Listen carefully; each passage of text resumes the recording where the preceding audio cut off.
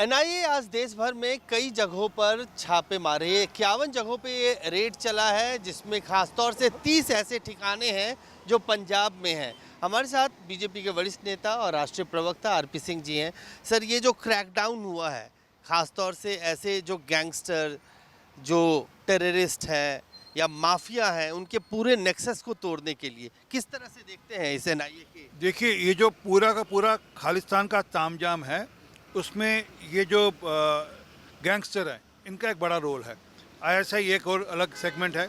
तो ये तीनों ने मिलकर कनाडा में, अमेरिका में अपने रूट्स बना लिए हैं। अगर आपको याद हो, 80 के दशक में बॉम्बे के गैंगस्टर्स ने दुबई में अपना जड़ जमाई थी।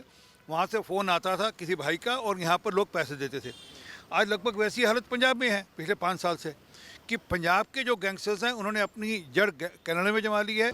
ਬਾਰਿਸ਼ਾਂ ਤੇ ਹੜ੍ਹਦੇ ਪਾਣੀ ਨਾਲ ਡੇਂਗੂ ਦੇ ਫੈਲਾਅ ਨੂੰ ਰੋਕਣ ਲਈ ਮੁੱਖ ਮੰਤਰੀ ਭਗਵੰਤ ਮਾਨ ਵੱਲੋਂ ਵਿਸ਼ੇਸ਼ ਮੁਹਿੰਮ ਹਰ ਸ਼ੁੱਕਰਵਾਰ ਡੇਂਗੂ ਤੇ ਵਾਰ ਦੀ ਸ਼ੁਰੂਆਤ ਕੀਤੀ ਗਈ। ਇਸ ਸੰਬੰਧੀ ਪੰਜਾਬ ਸਰਕਾਰ ਨੇ ਵਿਆਪਕ ਪੱਧਰ ਉੱਤੇ ਤਿਆਰੀਆਂ ਸ਼ੁਰੂ ਕਰ ਦਿੱਤੀਆਂ ਹਨ। ਸਰਕਾਰੀ ਹਸਪਤਾਲਾਂ ਵਿੱਚ ਡੇਂਗੂ ਤੇ ਮਲੇਰੀਆ ਦੇ ਮੁਫਤ ਟੈਸਟ ਅਤੇ ਮੁਫਤ ਇਲਾਜ ਦੀ ਸਹੂਲਤ ਦਿੱਤੀ ਗਈ ਹੈ। ਲਾਰਵਾ ਦੀ ਚੈਕਿੰਗ ਕਰਨ ਲਈ ਮੁਲਾਜ਼ਮਾਂ ਦੀ ਤੈਨਾਤੀ ਕਰਨ ਦੇ ਨਾਲ-ਨਾਲ ਸ਼ਹਿਰ ਅਤੇ ਪਿੰਡਾਂ ਵਿੱਚ ਦਵਾਈ ਦੇ ਛਿੜਕਾਅ ਲਈ ਢੁਕਵੇਂ ਪ੍ਰਬੰਧਾਂ ਨੂੰ ਵੀ ਯਕੀਨੀ ਬਣਾਇਆ ਗਿਆ ਹੈ।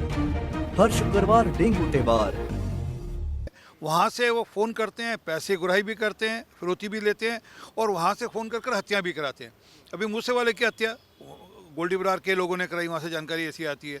यहाँ रॉकेट प्रोपेल जो बम फेंके जाते हैं वो भी गैंगस्टर्स करा रहे हैं। तो और उसके पीछे किसका हाथ पाया जाता है कि आईएसआई के लोग बाहर से उसको सपोर्ट करते हैं। तो ये एक पूरा नेक्सस है। अगर इस नेक्सस का एक भी चूल ढीला होगा तो पूरा नेक्सस हिलेगा। और इसमें पैसे की फंडिंग भी है।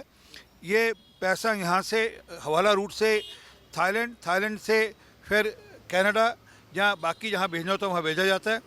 और फिर वही पैसा घुमाकर जो बच्चे यहाँ से अजालम लेकर जाते हैं, उनको वहाँ पर देकर उनसे खालिस्तान की एक्टिविटी कराई जाती है। तो ये नेक्सस तोड़ना पड़ेगा कहीं ना कहीं।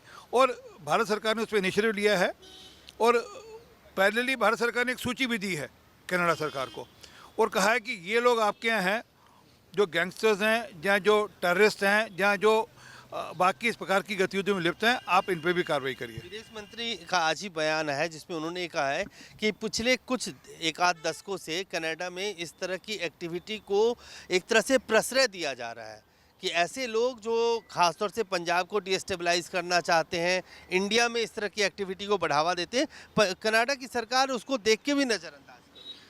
देखिए, 80 के दशक में सारा मामला शुरू हुआ।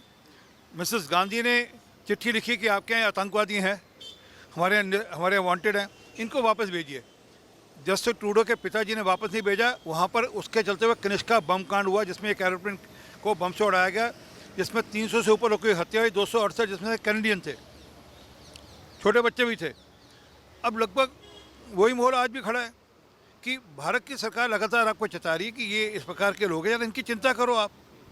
वहाँ की सरकार चिंता नहीं करी, उनको आश्रित कर रही है। अगर वहाँ पर एक व्यक्ति खड़े होकर कहता है कि सारे कैनेडियन हिंदूज आप कनाडा छोड़ो, वो कनाडा के निवासी हैं, भारत के निवासी नहीं हैं, उनको कह रहे हैं कि आप कनाडा छोड़ो।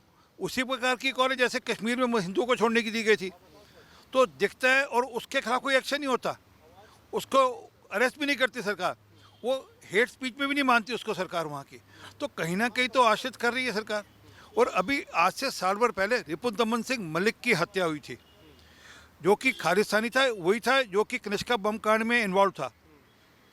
उसको कोर्ट ने बरी किया। उसके बाद उसका मन बदला, वहाँ पर वो स्कूल कॉलेज जाने लगा, उसका और मन बदला, उसने खालिस्तानियों को छोड़ा और यहाँ पे हिंदुस्तान आया, गुरुद्वारा साहब में नतमस्तक हुआ और कहा कि खालिस्तान की बोगी नकली है, कुछ नहीं है खालिस्तान में। वो निज्जर का साथी था। अब ऐसी बात आती है कि ऐसे आरोप हैं कि निज्जर ने उसकी हत्या कराई और बाद में रिपुदमन सिंह के जो लोग थे जो उसके साथी रहे होंगे, उन्होंने निज्जर की हत्या कराई। पर रिपुदमन सिंह के मलिक की हत्या के ऊपर कोई जाँच नहीं हुई, वो केस बंद हो गया। निज्जर की हत्या पे जांच होगी क्योंकि आपको सूट करता है और निकलेगा कुछ भी नहीं उसमें। हम फिर कह नहीं, हमारे फॉरेन मिनिस्टर साहब कह रहे हैं जयशंकर जी कि आपके पास कोई तथ्य हो तो आप अवश्य दीजिए तथ्य, पर तथ्य नहीं है उनके पास। तथ्य होते तो आरोप की बात नहीं करते, फिर तो तथ्य ही पेश करते। और कहीं ना कहीं सत्ता में बने रहने की जो लालसा है कि मैं किसी प्रकार से सत्ता में बना रहूं, वो जो 25 MP हैं उनका साथ मुझे मिला रहे और मैं सत्ता में बना रहूं, ये सारी उस लालसा के चक्कर में हो रहा है।